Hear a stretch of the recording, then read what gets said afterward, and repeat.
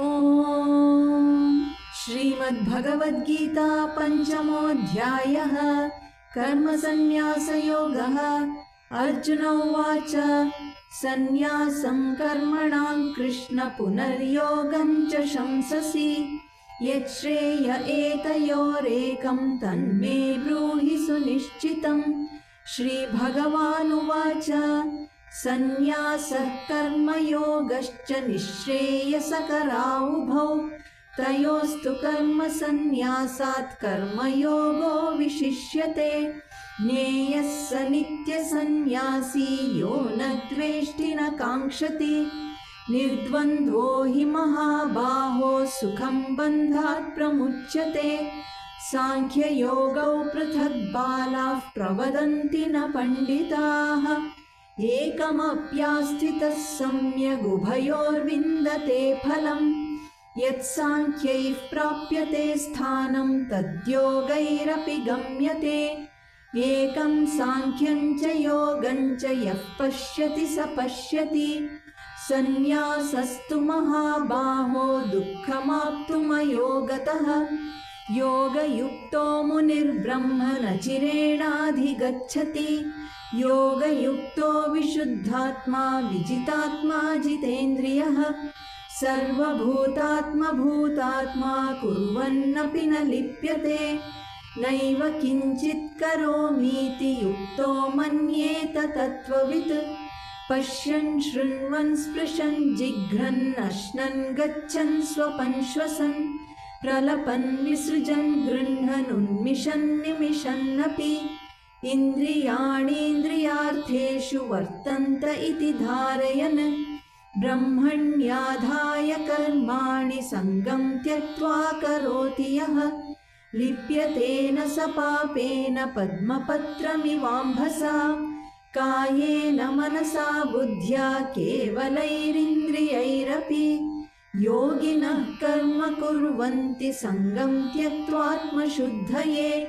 युक्तः कर्मफलं त्यक्त्वा शान्तिमाप्नोति नैष्ठिकीम्। अयुक्तः कामकारेण फले सक्तो निबध्यते। सर्वकर्माणि मनसा सन्न्यस्यास्ते सुखं वशी।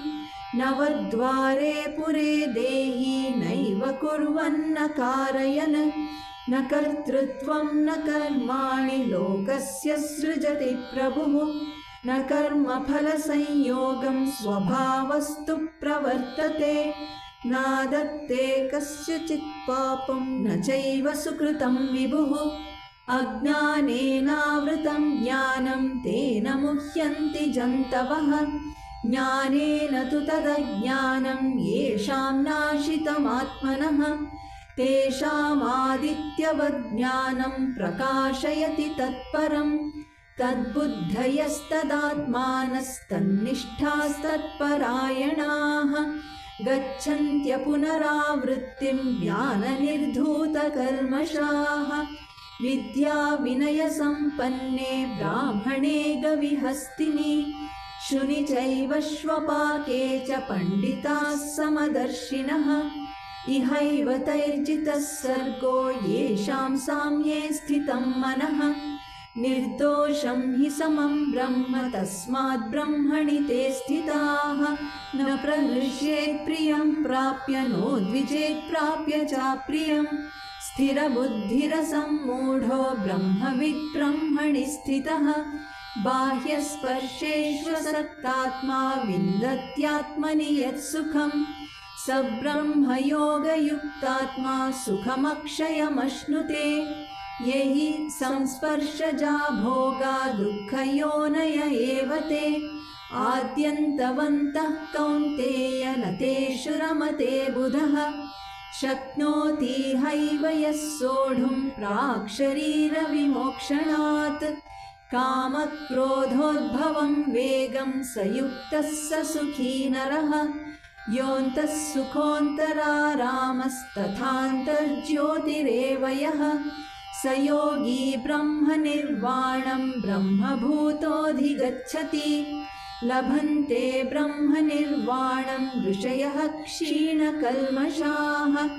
छिन्नद्वैधायतात्मानः सर्वभूतहिते रताः कामक्रोधवियुक्तानां यतीनां यतचेतसाम् अभितो ब्रह्मनिर्वाणं वर्तते विदितात्मनां स्पर्शान् कृत्वा बहिर्बाह्यांश्चक्षुश्चैवान्तरे भ्रुवोः प्राणापानौ समौ कृत्वा नासाभ्यन्तरचारिणौ यतेन्द्रियमनो बुद्धिर्मुनिर्मोक्षपरायणः विगतेच्छाभयक्रोधो यः सदा मुक्त एव सः भोक्तारं यज्ञतपसां सर्वलोकमहेश्वरं सुहृदं सर्वभूतानां ज्ञात्वा मां शान्तिमृच्छति।